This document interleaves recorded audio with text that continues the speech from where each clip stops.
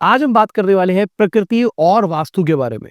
किस तरीके से हमारी प्रकृति हमारे वास्तु के ऊपर इम्पैक्ट डालती है, या फिर हमको वास्तु करने से पहले अपनी प्रकृति भी जाननी चाहिए। प्रकृति बताती है कि हम कैसे हैं। प्रकृति हमारी भी होती है, हमारे काम की भी होती है और हमारे घर की भी होती है। नमस्कार, जय श्री कृष्ण सभी को। और आप सभी का बहुत बहुत धन्यवाद कि आप इतना स्नेह, इतना प्यार, आप लोगों के कॉल्स आते हैं। आपने बात की कि प्रकृति और वास्तु में कॉम्बिनेशन क्या है। प्रकृति का नाम सुनते ही हम कुछ सनलाइट सी, कुछ ग्रीनरी ही, कुछ ओस के जैसा आभास सा हम फील करते थे कि प्रकृति, हम पहाड़ों को देखते थे तो ऐसा लगता था कि प्रकृति ऐसी होती है। क्या बचपन में जो पेंटिंग नहीं बनाते थे, एक पहाड़ है, पीछे सूरज उग रहा है, फिर जंगल है, फिर एक नदी है, फिर वहां पे एक हट बनी हुई है। वही प्रकृति आती है दिमाग में मेरे। ऐसी प्रकृति आती थी उस टाइम पे। फिर गुरुकुल चले गए, तो गुरुकुल जाने के बाद पता चला कि भाई ये प्रकृति होती है। तो जब कोई वैद्य किसी के ऐसे यहाँ से नब्ज चेक करता है तो यहाँ पे 3 नाड़ियां की पल्सेशन होती है, और वो 3 क्या है, वो तीनों प्रकृति बताती है। वात है, पित्त है, कफ है। और ये तो आयुर्वेदिक भाषा हो गई जो हमारे डोमेन में नहीं है, लेकिन इसको हम अगर ज्ञान की भाषा में बात करेंगे तो एयर है, वाटर है, फायर है, सत्व है, रजस है, तमस। इसको इस भाषा में देखते हैं। लेकिन इसको रजस, तमस, सत्व को कहीं और कनेक्ट करके ना देखें कि भी ये तो सत्व वाला है, ये तो रजस वाला है, ये तो तमस वाला है। तमस का मीन्स कि राक्षस की प्रवृत्ति वाला, उससे ना जोड़ें। वो भी हमारे जैसे ही है, बस वो नेचर ने कुछ उनको दूसरे तरीके से गढ़ा, हमारे को दूसरे तरीके से रहा। उनका अपना रिलीजियस था, उसके रिलीजियस के अकॉर्डिंग वो चीज़ ऐसे ही रही। तो उससे ना जोड़ें कि मैंने किसी को वाटर बता दिया, कल को कोई आया और मैंने उसको कह दिया भी तेरे तो वाटर की प्रकृति उससे चली, मैं तो तमस हूँ, तो एमी बुरा मान जाए कि मेरे को तमस बता के मैं तो क्या राक्षस हूँ। उससे ना कोरिलेट करें चीज़ों को। प्रकृति सभी की है, किसी की एयर की है, किसी की फायर की है, किसी की वाटर की है। इसी को वास्तु में कनेक्ट करते हैं कि उस आदमी को अपनी प्रकृति के अनुसार कौन सी डायरेक्शन में सोना चाहिए। सबसे पहले ये जानते हैं कि कोई कैसे पता लगाए कि मेरी प्रकृति क्या है। जो भगवान ने हमारे को सेंसर दिए हैं बॉडी के, हमारी आंखें हैं वो देखने के लिए दी हैं, कान सुनने के लिए दिए हैं, हेयर हैं, ये भी प्रकृति ने ही दिए हैं। तो ये 5 सेंसरी ऑर्गन हैं हमारी बॉडी में, और ये 5 सेंसरी ऑर्गन कहीं ना कुछ प्रकृति से डिसाइडेड है। भी हम जो देखते हैं, मैं इसको पंच तत्वों के आधार पे भी कैटेगराइज करूंगा, प्रकृति के आधार पर भी इसको कैटेगराइज करूंगा। 5 सेंसरी ऑर्गन का मतलब है पंच तत्व। पंच तत्व क्या है? जल तत्व है, वायु तत्व है, अग्नि है, पृथ्वी तत्व है, और फिर आकाश तत्व। जो एयर है वो बहुत थिन है, बहुत पतली है।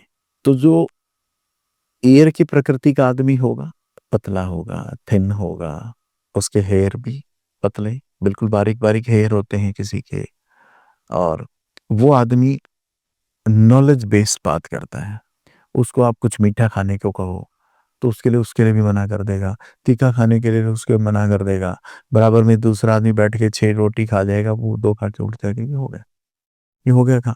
क्योंकि उसकी प्रकृति में जो सब कुछ वो बारीक बारीक है, तो उसकी बॉडी उसके ज्यादा अलो ही नहीं कर सकती। वो जो भी बात करेगा ज्ञानवर्धक बात करेगा, इनरेलेवेंट बात नहीं करेगा। आप उसको अगर कोई चीज रखने के लिए दे दें, सपोज करें आपने कंबल दिया कि इसको ना आप रख के आ जाइए, तो वो क्या करेगा, उसको बिल्कुल बारीकी से, बिल्कुल ऐसे फोल्ड भी उसी तरीके से करेगा जैसे मैं एक दुकानदार, एक सेलमैन उसको अच्छे तरीके से प्रॉपर शेप में करता है।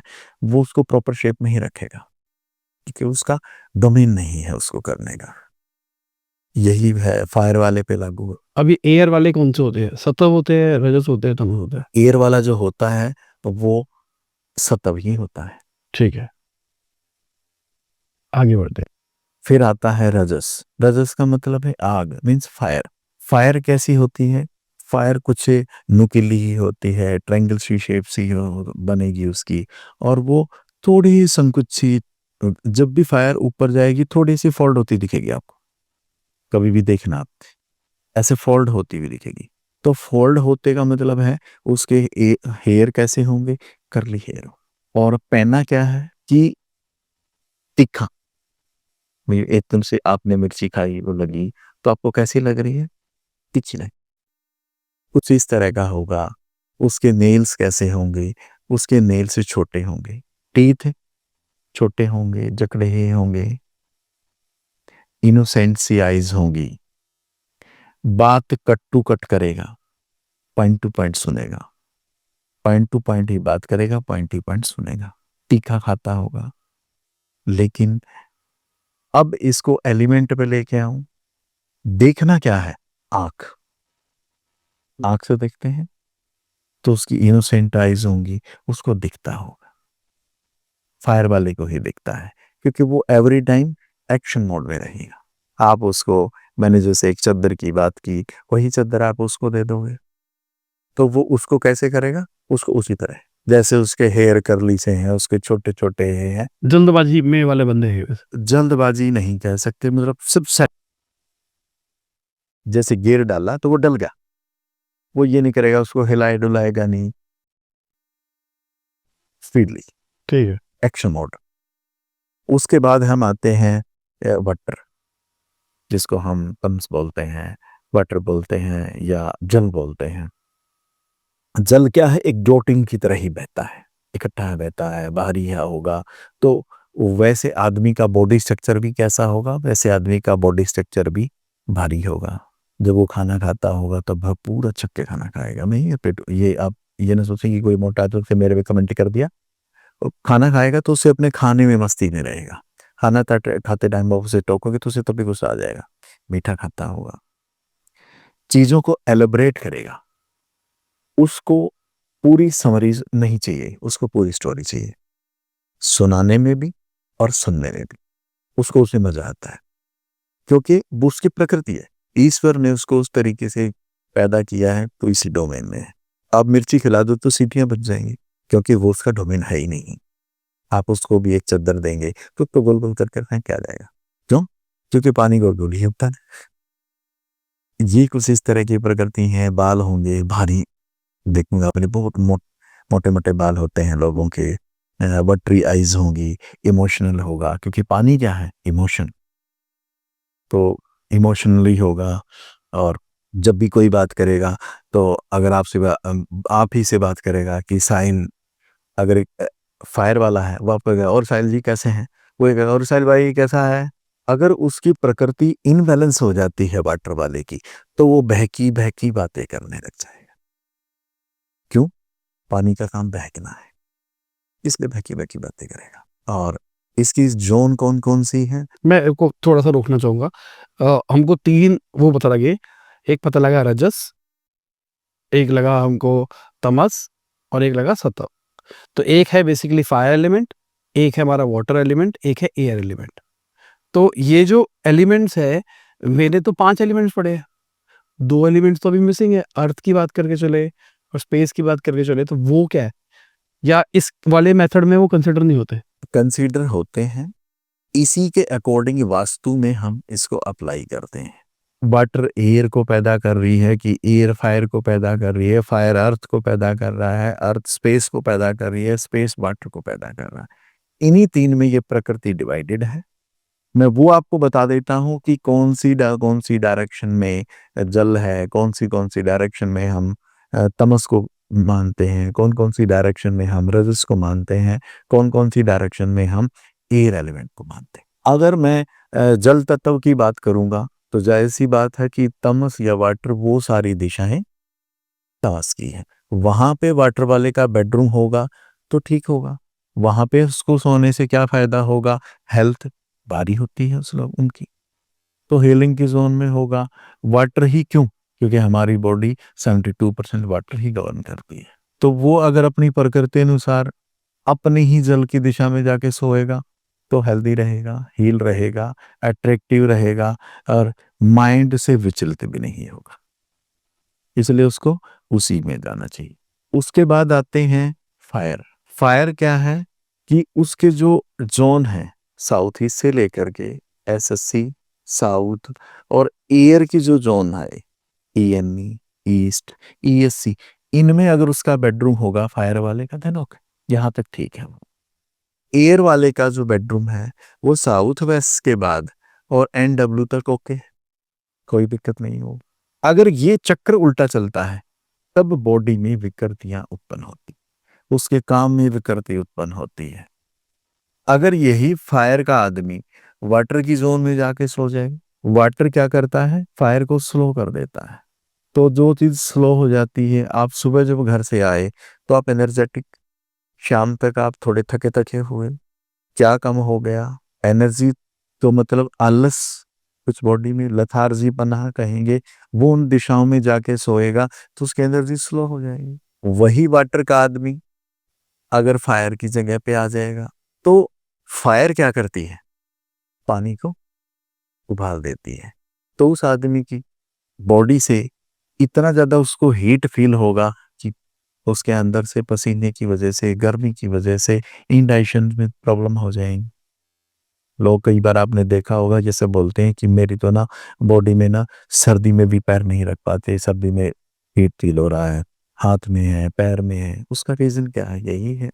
वही अगर फायर की चीजें या इधर एयर की चीजें अगर सामने फायर में जाएंगी तो उसको हीट होगा, बेवजह गुस्सा आएगा, अपने काम को अच्छे से नहीं कर पाएगा। और वही वाटर का आदमी अगर एयर की जगह पे आ जाएगा, आपने देखा होगा कि क्या एयर वाटर में रुक सकती है। मैं प्रैक्टिकल चीजें चलूंगा आपके साथ। जब भी हम वाटर के अंदर कोई गुब्बारा ले जाके अगर खोलते हैं तो एयर बाहर आती है। तो वही वाटर का आदमी अगर एयर के जोन में आके सोएगा तो बॉडी के अंदर क्या हो जाएगा, 72% वाटर है बॉडी में। वो बॉडी यहाँ आएगी तो उसके अंदर क्या होगा, वायु विकार उत्पन्न। कुछ इस प्रकार से प्रकृति है और प्रकृति के आधार पर ही काम डिसाइड होते हैं। आपने बेडरूम की बात करी कि बेडरूम इसको ऐसा लेना है, ऐसा लेना है, बट हमने प्रीवियस जो एपिसोड्स करे हैं वहां पे हमने बात करी है कि फर्स्ट हाउस में जो राशि बैठी है वहां बेडरूम लेना है। अब मान लो मेरी प्रॉपर्टी कुछ और है और वो मैच नहीं कर रही, या फिर जो मेरी प्रॉपर्टी होगी वो भी लिखी हुई है, वो ही आएगी हमेशा। पहले घर था या बच्चा था? घर था। यहां तक आपको भी पता है, पहले घर था। जिस घर में मां रही प्रेगनेंसी के 9 महीने, उस वही घर उस बच्चे की पत्री के अंदर और उसकी प्रकृति डिसाइड करता है। उसी घर का नक्शा, उसकी पत्री में मंदिर कहाँ है, किचन कहाँ है, मेन एंट्री कहाँ है, कौन से प्लेनेट का सामान किन किन दिशाओं में रखा है, वो प्लेनेट और वो राशियां उसकी पत्री में वही स्थान ले लेता। तो मतलब बच्चा जब पैदा हो रहा है तभी अपनी प्रकृति डिसाइड करके पैदा हो रहा है। प्रकृति डिसाइड होती है, उसकी पत्री के प्लेनेट डिसाइड होते हैं, राशियां डिसाइड होती हैं। जब सूर्य राइज हो रहा था तो कौन सी ज्योति पे कौन सी राशि। अब यहाँ पे एक और चीज निकल के आई। अब मैं पैदा हुआ था मान लो सतफ, जो भी सिचुएशन थी, और जब मैं बड़ा हुआ तो मेरे घर में नॉनवेज चलता था, सब कुछ चलता था। उसके चक्कर में मैंने सब कुछ खाना शुरू कर दिया। मेरी ईटिंग हैबिट्स या लाइफस्टाइल हैबिट्स चेंज हुई, जिसकी वजह से मेरी प्रकृति विकृति बन गई, मतलब वो अलग से स्विच होनी शुरू हो गई, किसी और डायरेक्शन में जानी शुरू हो गई। तो अब मैं क्या करूं? क्या मैं जिसमें पैदा हुआ था मैं उसकी बात करूं, या फिर अभी करेंटली मैं कैसा हूं मैं उस पर डिसाइड करूं अपने बेडरूम को? ये आपको किसने कहा कि आपकी प्रकृति बदल गई? कहते तो है कि सात्विक भोजन खाने से सात्विक हो जाते हो, राजसिक खाना नहीं चाहिए। वो अलग चैप्टर है। अच्छा, वो दोनों अलग अलग है, ठीक है। अलग चैप्टर है। सात्विक का मतलब आप इसको अपने फूड से ना जोड़ें। तो जो लोग नॉनवेज खाते हैं क्या वो सत्व के या फायर के नहीं है? जो लोग नॉनवेज खाते हैं तो इसका मतलब फिर वो मीठा डाल के खाना चाहिए। अगर वो तीखा डालते हैं, फिर उसमें मिर्ची डाल के जो खा रहा है इतना स्पाइसी फूड, तो कहीं ना कहीं फायर है, तभी तो फायर की चीजों को खा पा रहा है। नहीं तो अगर वो तमस वाला ही होता और उसके इस बेस फूड खाने से अगर उसकी प्रकृति बदल रही है तो फिर चीनी डाल के खाता कि जो भी वो क्या बोलते हैं आप उसको, शुगर दादा हरी डाल देता। नहीं नहीं, जो आप वो भी नॉनवेज का क्या नाम लिया आप? चिकन। हाँ, तो चिकन फिर वो जो बनता है तो उसमें तो फिर शुगर डाल के खाते। टेस्ट आपका क्या है, आपका बिहेवियर क्या है, आपको क्या पसंद है, ये पसंद आपकी हैबिट, ये सारी चीजें आपकी प्रकृति डिसाइड करती हैं। तो इसका मतलब ये है कि आज के टाइम में तो 70-80% लोग नॉनवेज ही खा रहे हैं, तो सारे तमस हो जाएंगे क्या? मैं किसी को तमस नहीं कह रहा, मैं सिर्फ टेस्ट, बिहेवियर और प्रकृति और वास्तु एंड ज्योतिष से कनेक्ट करने की कोशिश कर रहा हूँ। और मैं जिन लोगों के लिए काम करता हूँ, इन्हीं पद्धतियों पे काम करता। तो ये इन्हीं चीज़ों पे काम करके, इन्हीं पेस्ट प्रकृति चेक करके, वजन कितना है, वो कितनी हाइट है, ये भी मायने रखता है। अच्छा। आपकी हाइट के अकॉर्डिंग कितना वेट है, वो वेट उसके हो जा रहा है, तो कहीं ना कहीं आपकी प्रकृति में विकृति उत्पन्न हो गई है। वो आपकी डेली रूटीन से, आपके खाने से, आपकी प्रकृति अनुसार जो आपकी प्रकृति डांसिंग है, सिंगिंग है, जो हैबिट्स हैं, उनको सेट करके आपको क्या फूड खाना है, उससे अकॉर्डिंग आपकी प्रकृति सेट होती है। आपका बेडरूम कहाँ हो, वो डिसाइड हो गया। किन डायरेक्शन में हो, आपकी प्रकृति के अनुसार आपके बेडरूम का साइज क्या हो। अच्छा, ये थोड़ा समझाओ। बेडरूम के अकॉर्डिंग जो साइज होता है, कि अगर जल की दिशा में हम बात करते हैं, मैंने आपको पहले भी एपिसोड में बताया है, फिर भी मैं बता देता हूँ। उत्तर कैसा हो, खुला। जल की दिशा है वो थोड़ी ही खुली हो, तो खुली का मतलब है कि जो जल तत्व का आदमी होगा, उसका बेडरूम थोड़ा खुला हो। एयर का आदमी है, तो एयर क्या करती है, ग्रो करती है। तो उसका बेडरूम कैसा हो, उसका बेडरूम थोड़ा ग्रो करता हुआ हो, फैला हुआ ना हो। ग्रो करता हुआ थोड़ा समझाइए। ग्रो करता हुआ का मतलब है कि वो रेक्टेंगुलर शेप में हो। उसके बाद है फायर। फायर का जो आदमी है, उसका बेडरूम कैसा हो, वो थोड़ा ना तो रेक्टेंगुलर हो, ना उसमें स्क्वायर में हो। फायर क्या है, छोटी ही है, तो उसका बेडरूम भी सेटरेट सा हो, ज़्यादा बड़ा ना हो, ज़्यादा फैला हुआ ना हो, एक सेटरेट फॉर्म से में हो। एक बेड, बस 2 चेयर उसके पास डल जाए, कुछ इस तरह का उसका बेडरूम हो। उसका अपना पर्सनल बिलोंगिंग का सामान डल जाए। बेड भी उसका कुछ इतने ही साइज का हो, उसके बॉडी के अनुसार। ज़्यादा खुला है ना हो, फैला हुआ ना हो। फायर संकुचित है तो संकुचित सा हो। वो क्या है, वो जितना संकुचित सा रहेगा, उतनी एनर्जी उसकी उसमें बरकरार रहेगी। हम्म, अगर मैं काम की बात करके चलूं तो क- काम भी रजस तमस सतह हो सकते हैं। जो एयर है वो ज्ञान है, लेवल वाइज चलेंगे। एयर क्या है, नॉलेज। फायर क्या है, एक्शन। वाटर क्या है, रिसोर्स। जितने भी वाटर वाले हैं, ये जितने भी बिल्डर्स हैं, ये बिल्डर सारे के सारे वाटर के हैं। जितने फिल्म स्टार हैं, सेलिब्रिटीज हैं, एयर है, तभी तो चल रहे हैं। जितने फायर के आदमी हैं, जितने भी फायर के आदमी हैं, फायर क्या है, अपनी तरफ अट्रैक्ट करती है चीजों को।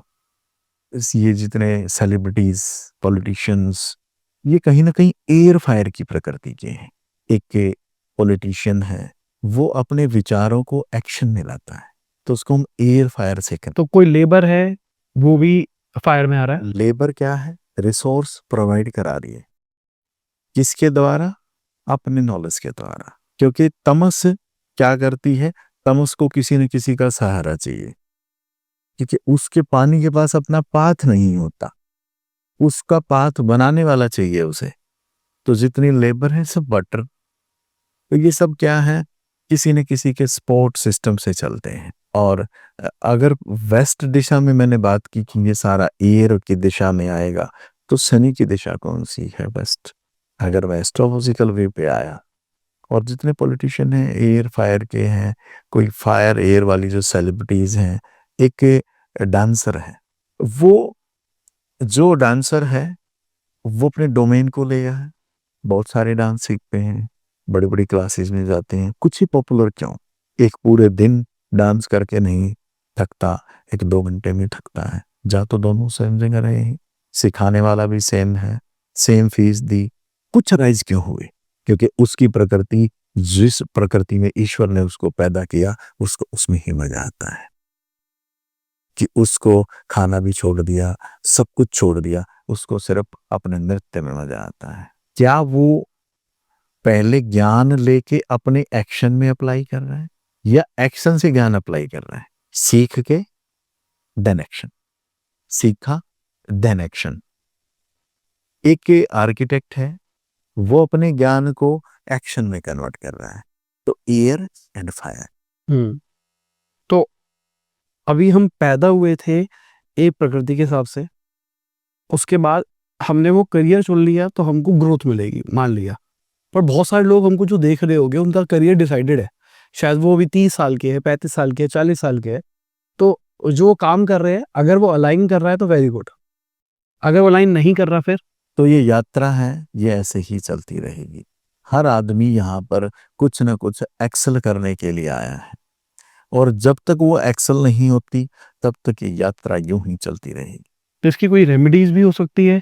इसकी रेमेडी क्या है? मैंने आपको 2-3 चीजें बताई। अपनी, मेरे टीथ ऐसे हैं, मेरे नेल ऐसे हैं, मेरी आईज ऐसी हैं, मेरा वेट ऐसा है, इतना है, तो मेरी प्रकृति क्या है स्वयं डिसाइड हो जाएगा कि भाई मेरी हाइट इतनी है, मेरा इतना वेट होना चाहिए। मैं इसको कैसे इसके अंदर लेकर आऊं? वो क्या करेगा? अपनी डाइट चार्ट को सेट करेगा। डाइट चार्ट को सेट होगा, इधर बॉडी सेट, इधर प्रकृति सेट। इधर प्रकृति सेट है तो इधर एक्शन सेट हो जाएगा। या तो ये किया जा सकता है। हाँ, मतलब अगर मैं कोई काम ऐसा कर रहा हूँ उसके अराउंड मेरी प्रकृति नहीं है, तो मैं अपने आप को उस तरीके से मोल्ड कर सकता हूँ ताकि मैं एक्सेल कर पाऊँ। जब उसका एक्शन सेट हो जाएगा तो जाहिर सी बात है विजन क्लियर हो जाएगा कि करना क्या है। कुछ लोग हैं जो अपनी प्रकृति के अनुसार काम कर रहे हैं, वो बहुत ऊंचाई पे पहुंच गए, उन्होंने भी कुछ नहीं सोचा था। कुछ ऐसे हैं कि वो उस प्रकृति के विपरीत काम कर रहे हैं, लेकिन वो बेस्ट नहीं कर पाए। उन्होंने अपनी तरफ से एफर्ट बेस्ट किए, लेकिन प्रकृति उसको अलो नहीं कर रही थी। खूब पैसा कमाया, खूब चीजें करी, लेकिन उसके बाद भी ये बात मन में आई कि यार मजा नहीं आ रहा। क्यों मजा नहीं आ रहा? क्योंकि मजा जो उसकी प्रकृति है उसके अकॉर्डिंग काम नहीं कर रहा, इसलिए उसको मजा नहीं आ रहा। जो उसकी पत्री में कर्म ईश्वर ने लिखा है वो उसके अकॉर्डिंग नहीं कर रहा, इसलिए मजा नहीं आ रहा। अगर मजा नहीं आ रहा तो फिर वो काम खराब। अगर मजा नहीं आ रहा वो आदमी खराब। 30 साल 40 साल किसी धंधे में लगा के और करोड़ों रुपए इकट्ठा करके भी मन में गया है कि यार मजा नहीं आया, तो फिर रियल में मजा नहीं आया। तो अगर किसी कोई प्रकृति है, और हमने वास्तु के हिसाब से बात करी, जोन की प्रकृति है, अगर वो काम कर रहा है, कोई फायर का काम कर रहा है, तो उस फायर के जोन में बैठ के काम करेगा तो उसको ज्यादा सक्सेस मिलेगी। उसकी प्रकृति क्या है, उसकी प्रकृति के अकॉर्डिंग उसका काम क्या है, उस काम की राशि कहाँ है, वो राशि कौन से बॉक्स में बैठी है, वो डिसाइड करता है। फिर उसके बाद वो जो काम कर रहा है, फैक्ट्री लगा रखी है, तो वो फैक्ट्री की प्रकृति क्या है, उस फैक्ट्री की मिट्टी की प्रकृति क्या है, क्या ये सारी चीजें अलाइनमेंट हैं? जब ये सारी चीजें अलाइनमेंट हैं, उसके कर्म के अनुसार, उसके पत्री के अनुसार, उसकी स्वयं की प्रकृति के अनुसार, फिर उसके कर्म के अनुसार डिसाइड होता है, तो आप ये माने कि सब एक अलाइनमेंट हो गया। वो आदमी ग्रो करता है, वो साइन करता है, वो राइज करता है, क्योंकि जो उसने उसको दे के भेजा ना उसी में रहा। और बहुत आदमी आपने देखा होगा थोड़े ही टाइम में बहुत बड़ी ऊंचाइयों पे पहुंच जाते हैं। यही कारण है, जब भी मेरे पास कोई आता है, उसकी प्रकृति से लेके, उसकी पत्री से लेके, उसके वास्तु से लेके, उसके कर्म से लेके सब यात्रा पूरी कर दी जाती है, जिसे 5 लेवल स्टेप हम बोलते हैं। अभी आपने एक चीज और बोली कि जब जमीन का भी प्रकृति देखी जाती है। हाँ, थोड़ा इसको आप जहाँ पे आपको घर बनाना है वो उस मिट्टी की भी प्रकृति होगी। कैसे, उसके भी बाल पतले आएंगे, उसके भी उनका भी वेट बड़ा होगा। हाँ। उसके बाल पतले नहीं आएंगे ऐसी बात नहीं है। क्या वो मिट्टी की प्रकृति नहीं है? उस मिट्टी से जल निकलता है। सोचना भी, जल का, सर्दी में जल की तासीर कैसी हो जाती है जब वो जमीन से निकलता है, गर्म महसूस होता है, और गर्मी में ठंडा महसूस होता है। पानी ने उसको बदला, जमीन ने उसको बदला, जमीन ने उसको बदला।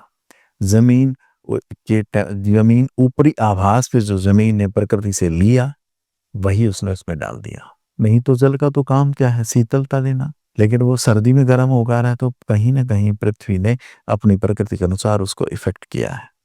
तो इसलिए जिस मिट्टी में हम घर बनाते हैं, जिस मिट्टी में हम फैक्ट्री लगा रहे हैं, कुछ भी काम हम उसमें कर रहे हैं, उसकी प्रकृति भी हमारे कर्म से अलाइनमेंट करती है कि वो आपको उसकी स्मेल, मैंने टेस्ट की बात की, 5 सेंसरी ऑर्गन की जो मैंने आपसे बात की थी, वो सेंसरी ऑर्गन के तहत उस मिट्टी की खुशबू भी आपके कर्म को डिसाइड करती है कि इस मिट्टी में कौन सा कर्म करने से किसको ग्रोथ मिलेगी। जो हमारे ऋषि मुनियों ने ये वैदिक जो दैवीय जो ज्ञान बनाया, ये बड़ी गहनता से बनाया गया है। यूं ही नहीं, ये ज्ञान सालों से अब तक लेके चलता आ रहा है। बहुत कुछ भगवान कृष्ण ने गीता के अध्यायों में रजस तमस ये सब बिल्कुल ब्रीफ करके दे रखा है, समझते आना चाहिए। एक एक चीज कर्म पे बोला है कि अर्जुन ने सवाल किया कि क्या एक जो आदमी है वो बुरे कर्म कर रहा है और करता ही जा रहा है, उसको क्या इफेक्ट होगा? तो भगवान ने कहा कि वो भी साधु है, वो अपने कर्म में गहनता दिखा रहा है। एक अच्छा आदमी वो भी नियमबद्धता दिखा रहा है। तो मेरे लिए तो सब योगी हैं, क्योंकि जो अपने कर्म को पूरी निष्ठा से कर रहा है, पूर्ण मनन से कर रहा है, मेरे लिए वो भी योगी है। मतलब कोई सीरियल किलर है, वो अपना काम कर रहा है, तो वो भी योगी है। योगी है क्योंकि वो उसको पूर्ण मनन से, पूरी निष्ठा से, पूर्ण ध्यान योग से कर रहा है। तो ये प्रकृति पे भगवान ने गीता में बहुत ब्रीफली बोला है। मैं लैंड पे फिर से आऊंगा। जो लैंड है उस पर चेक कैसे करेगी कि इसकी प्रकृति कैसी है? उसकी प्रकृति है उसकी स्मेल से, उसके कलर से, उसका रंग क्या है, वो कैसी है।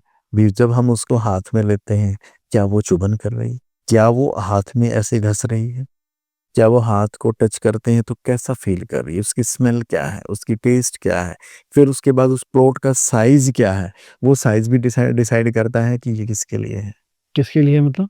उस भूमि का साइज भी डिसाइड करता है कि वो लंबा है, चौड़ा है, उसका फेस कितना चौड़ा है, उसका पिछला हिस्सा कितना साइज में है, सारी चीजें हैं। तो ये बहुत अपर लेवल तक जाके सारी चीजें, किसी के लिए जब काम करते हैं, पहले महल बनते थे तो वो राजा होते थे। आज हम जिन लोगों के लिए काम करते हैं तो हमारे लिए तो महल ही बन रहा है, और हम अपने पास आने वाले आदमी को राजा ही बनाते हैं, क्योंकि हम केवल राजाओं के लिए काम करते हैं।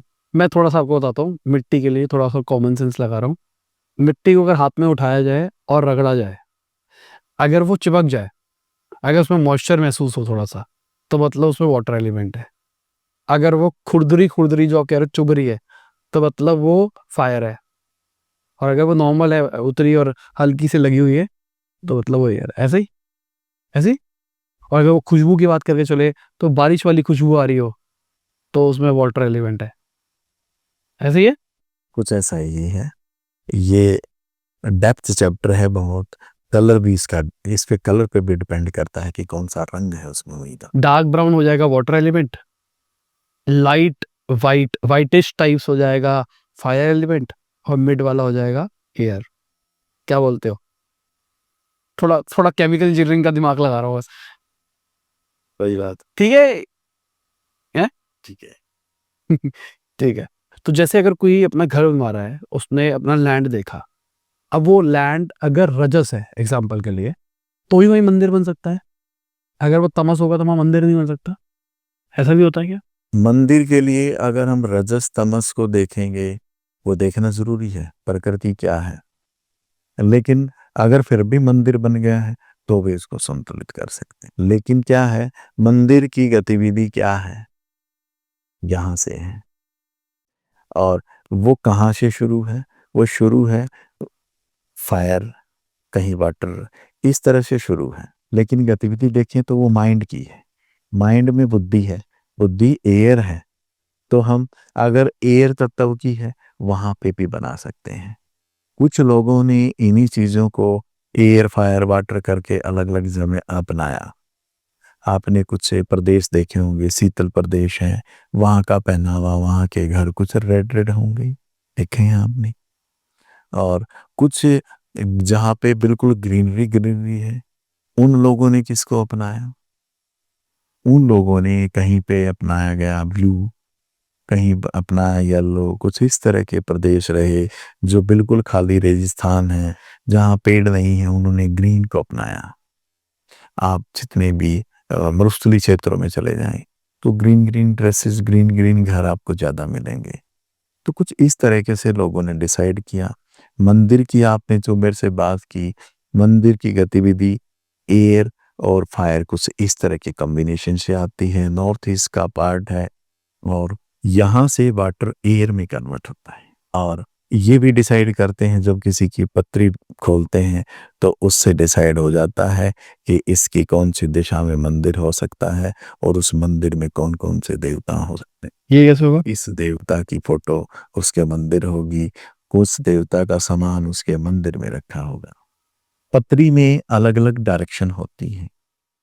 अगर फोर्थ बॉक्स में हम नॉर्थ ईस्ट की बात करते हैं, नॉर्थ ईस्ट में अगर मंदिर है, उस मंदिर की डायरेक्शन में कौन से प्लैनेट हैं, कौन कौन से प्लैनेट बैठे हैं, और वो जमीन कौन से प्लैनेट की है। जमीन कौन से प्लेनेट की मतलब? जमीन कौन से प्लैनेट की है, फोर्थ बॉक्स की अंदर राशि कौन सी, उस राशि का रंग क्या, उस राशि की दिशा कौन सी, उस दिशा का रंग क्या, कुछ ऐसा उस मंदिर के नीचे, उसके मैट के नीचे पाएगा। वो ये होगा। होगा कौन सा प्लेनेट उसकी उस फोर्थ बॉक्स में, अगर नॉर्थ ईस्ट की बात करते हैं, होगा तो उस फोर्थ बॉक्स में जो भी प्लेनेट बैठा होगा, उस मंदिर में उसी भगवान की फोटो, उस भगवान की मूर्तियां पाएंगे। अगर वहां पर किसी के फोर्थ बॉक्स में अगर जुपिटर बैठा है तो भगवान विष्णु की फोटो पाएंगी, भगवान विष्णु की। फोर्थ हाउस में वो प्लेनेट है या फोर्थ हाउस में वो राशि का लॉर्ड है? नॉर्थ ईस्ट की बात करें, सिंपली फोर्थ बॉक्स को हम नॉर्थ ईस्ट मानते हैं, तो अगर उसमें जुपिटर आ गया तो भगवान विष्णु की मूर्तियां पाएंगे। उसकी राशि या प्लेनेट? प्लेनेट। नॉर्थ ईस्ट में अगर जुपिटर है तो भगवान विष्णु की फोटो पाएंगे। अगर वहीं पर राहु उसके फोर्थ बॉक्स में है तो उसके मंदिर में माँ दुर्गा, उसके मंदिर में माँ सरस्वती की फोटो पाएंगे। अगर उसी के मंदिर में, उसी के फोर्थ बॉक्स में केतु बैठा है तो उसके वहां पे केतु क्या है, संत, साधु, गुरु, इस तरह की फोटोज पाएंगी। अगर उसी फोर्थ बॉक्स में मंगल है तो मंगल क्या है, हनुमान जी, नरसिंह अवतार, जो एनर्जेटिक देव है, उनकी फोटो पाएंगे। चंद्रमा है तो चंद्रमा क्या है, किसका कारक है, माँ का कारक है, ममता का कारक है, तो वहां पे माँ की फोटो पा सकती है। अगर वहीं पर हम चलते हैं कि मरकरी है, मरकरी का मतलब है कि विष्णु भगवान की फोटो पाएंगी 100%, गणेश जी की फोटो पा सकती है। इस तरीके से चीजें हैं। बुक्स पाएंगी मंदिर के पास, मंदिर में भी बुक्स हो सकती हैं। और सूर्य कौन है, अगर सूर्य फोर्थ बॉक्स में है, भगवान श्री राम की फोटो पाई, भगवान श्री राम दरबार भी हो सकता है। और शनि क्या है, हनुमान जी को ही रिप्रेजेंट करते हैं, हनुमान जी की भाई। और शनि का जो भी सामान, मंगल का जो भी सामान, वो फोर्थ बॉक्स में जहां वो होगा तो उसी नॉर्थ ईस्ट डायरेक्शन में उन्हीं प्लेनेट से रिलेटेड सामान भी होगा। समझ गया।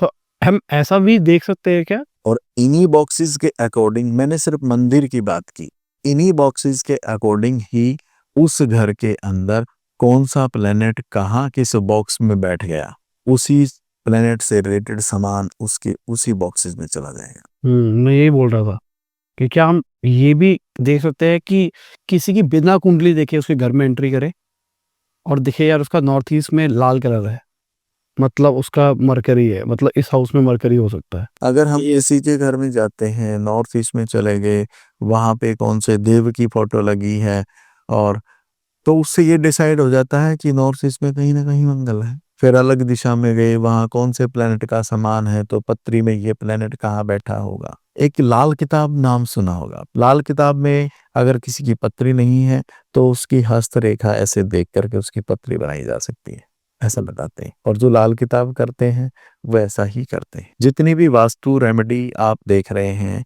ये वाइट हॉरस है, किसी वास्तु बुक में नहीं, लाल किताब में मेंशन है कि सफेद घोड़े चंद्रमा की निशानी है, ये हिरण रखे हैं, मंगल बुध की निशानी है। जो आप पे कपड़ा पहनते हैं रेड, जो शाइनिंग वाला कपड़ा है, वो मंगल बुध की निशानी है। तो ये सारी रेमेडीज हैं, ये किसी न किसी प्लेनेट की फॉर्म में है। वो प्लेनेट आपके किस बॉक्स में बैठा है, जितनी भी मैंने आज तक वास्तु की है, हमेशा लोगों को एक ही बात कही कि बगैर किसी बेस्ट कंसल्टेंट के, एस्ट्रो वास्तु के बगैर अपने घर में अपनी मर्जी से कोई भी रेमेडी ना लगाएं। किसी ने सफेद घोड़े लगाए, वही सफेद घोड़े वो चंद्रमा उसके 12th बॉक्स में है। सफेद घोड़े लगाते ही उसने कहा सर यहाँ तो खर्चों की लाइन लग गई, तूने एक्टिव किया है चंद्रमा को। लाल घोड़े लगाए, लाल घोड़ा मंगल वो कहाँ पे, 6th बॉक्स में। ये सर जब से घोड़ा लगाया ऋण हो गया, बीमारियां आ गई, क्यों लगाए? तो जिस प्लेनेट को एक्टिव करेंगे हम, अब जैसे कहते हैं वो रेमेडी वहां लगानी वो लगानी, किस प्लेनेट का कहाँ नेगेटिव हिट है वो कहाँ पे लगाया। आपकी जो वो राशि जहां अपने नॉर्थ वेस्ट में कहते हैं कि सफेद घोड़े रखने चाहिए, वही 2 नंबर राशि पे क्या पता मंगल का ही नेगेटिव हिट हो, वही 2 नंबर राशि किसी के 2nd बॉक्स में हो और मंगल उसको नेगेटिव हिट दे रहा हो। तो जितनी भी रेमेडी है वो बगैर किसी अच्छे कंसल्टेंट के, बगैर बैलेंसिंग के नहीं लगानी चाहिए। ये रेमेडी, हर कोई रेमेडी हर किसी के लिए नहीं है, किसी को फायदा करेगी तो किसी को नुकसान भी कर सकती है। तो इसका तरीका यही है कि बेसिक बैलेंसिंग कंप्लीट हो, आपकी पत्रियां कंसल्टेंट के पास हो, आपका प्रयोजन क्या है और आप चाहते क्या है, आपकी उस जो कर्म आप कर रहे हैं उस कर्म को लेके आपकी वर्किंग क्या है, जो बेस्ट उस काम में कर रहा है उसकी टर्नओवर क्या है, उस टर्नओवर को करने के लिए उसकी बैंडविड्थ कितनी बड़ी है, उस काम को करने की उसकी सोच का दायरा क्या है। जब तक आपको आपके पूरे काम की नॉलेज नहीं है और आप चाहें कि आप उसमें करोड़पति बन जाएं, करोड़पति गिनने के लिए पहले करोड़ जीरो चलनी पड़ती है, तब जाके यात्रा पूरी होती है।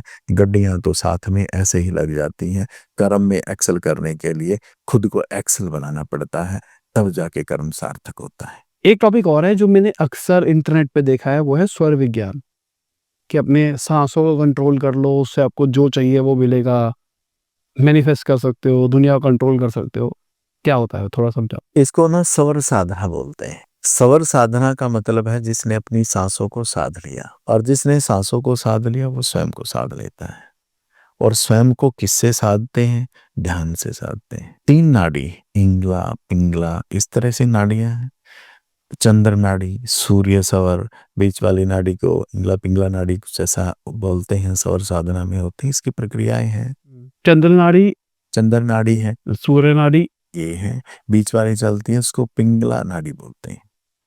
तो उसको जब करते हैं तो किसी स्पेस के अंदर जब आप घुसते हैं, या आप सुबह की शुरुआत जब इसको करते हैं तो कैसे करना है। जब भी आप लेटे हुए होते हैं तो जो स्वर आपका चल रहा है आपको उसी साइड करवट लेना है, उसी साइड पैर, सबसे पहले वही पैर जमीन में रखना है। इसको बोलते हैं, जिस इन्वायरमेंट में आप प्रवेश कर रहे हैं वो इन्वायरमेंट आपको बैड इफेक्ट नहीं कर सकता। जी पहला स्टेप। आप गाड़ी में भी बैठते हैं, मैं अगर किसी साइट पे जाता हूँ मैं कैसे सेंस करता हूँ, मैं अपनी ऐसे सेंस करता हूँ मेरा कौन सा स्वर चल रहा है, फिर उसी स्वर के अनुसार मेरा वही पैर उसके घर के अंदर प्रवेश करता है। क्योंकि भगवान शिव की विद्या है, और भगवान शिव की विद्या है कि जो अपने स्वरों पे नियंत्रण करके स्वयं को साध लेता है उसका ऑरा क्रिएट हो जाता है।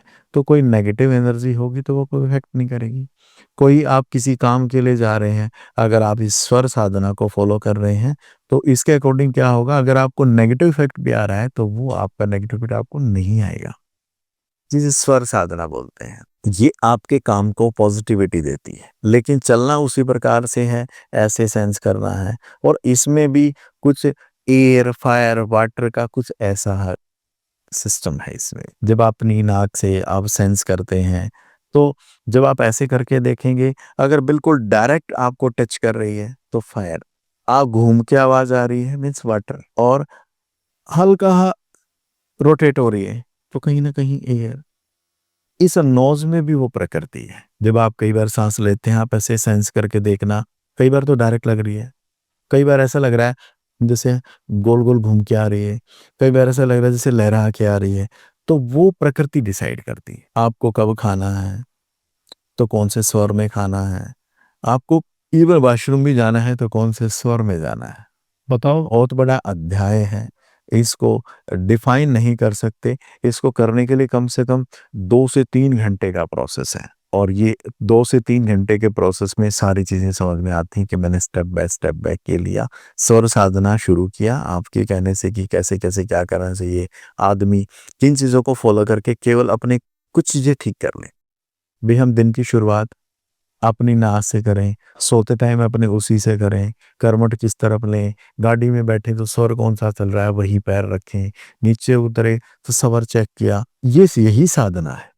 क्योंकि आप बार-बार अपने हर कर्म में अपने साँसों को बाँध रहे हैं। ये कोई वो नहीं है कि आपने ऐसे कर लिया और साँसों पे ध्यान केंद्रित किया और जी ध्यान कर रहे हैं, वो प्रक्रिया अलग है। ये है कि आप अपने हर कर्म को अपनी साँसों के साथ बाँध कर के कर रहे हैं, जिसे स्वर साधना बोलते हैं। यहीं पे हरिद्वार के अंदर एक साधु हैं, मेरे को उनका नाम ध्यान नहीं है, वो इस विद्या को बहुत अच्छे से करवाते हैं और मात्र उनकी कोई ज़्यादा फीस नहीं है, 3100 कुछ रुपए वो लेते हैं और ऑनलाइन ही वो 10-15 दिन का कोर्स करवाते हैं, जिसको दिल्ली में हमारे ही कुछ लोग लाखों रुपए में बेच रहे हैं। तो मैं यही कहूँगा कि अगर किसी को ये विद्या करनी है तो वहाँ से करें। एक तो वो साधु हैं, साधु का मतलब है पूर्ण शुद्धता, पूर्ण नियमबद्धता से वो इस चीज़ को लोगों को देते हैं और आप उसके बाद फिर उनका एक और एडवांस कोर्स होता है जिसमें भी वो वहीं पे बुला के ऐसे शिवलिंग के ऊपर पूरा अभिषेक, पूरे मंत्रोच्चारण के साथ इस साधना का पूरा प्रक्रिया आपको कराते हैं। और वो भी कितना महँगा होगा, सस्ता होगा? नहीं, कोई ज़्यादा नहीं, 11,000 रुपए लेते हैं, 10 डेज़ का स्टे, खाना, रहना सब उसी में। वहीं गंगा माँ के किनारे कराते हैं वो लोग। तो स्वर साधना का मतलब है स्वयं को साध लेना, जो स्वयं को साध लेता है वो अपने कर्म को साध लेता है। तो मेरी सभी से यही गुजारिश है कि ज़्यादा ना करके इतना भी नियम फॉलो करोगे तो आपको 10 दिन में 5 दिन में अपने कर्म में भी ग्रोथ नज़र आएगी। क्योंकि ये जो वैदिक ज्ञान है, दिव्य ज्ञान है, ये फलीभूत ज़रूर करता है चीज़ों को। तो सबसे पहले थैंक यू। जी, जैसे कि मज़ा आया। ये आज हम नॉर्मली ना इनके साथ ऐसे-ऐसे टॉपिक्स करते हैं, जो कि नहीं हुए होते कभी कहीं। Thank you. जय श्री कृष्णा सभी को और फिर मिलते हैं दोबारा। आप सभी का प्रेम, आपसे मिलके बहुत अच्छा लगता है और मैं जो अपना ज्ञान आप सभी से शेयर करता हूँ, मेरी आत्मा आह्लादित हो जाती है और जुड़े रहिए इसी प्रकार और फिर मिलेंगे। जय श्री कृष्ण। तो इसी के साथ आज की ये वीडियो खत्म होती है। उम्मीद करता हूँ आपको मज़ा आया होगा। लाइक कर देना, शेयर कर देना, कमेंट बताना वीडियो कैसी लगी। बाय, गुड शब, खुदा हाफिज़, गुड मॉर्निंग और जब भी वीडियो देख रहे हैं, जय हिंद, वंदे मातरम, दुआ में याद रखना।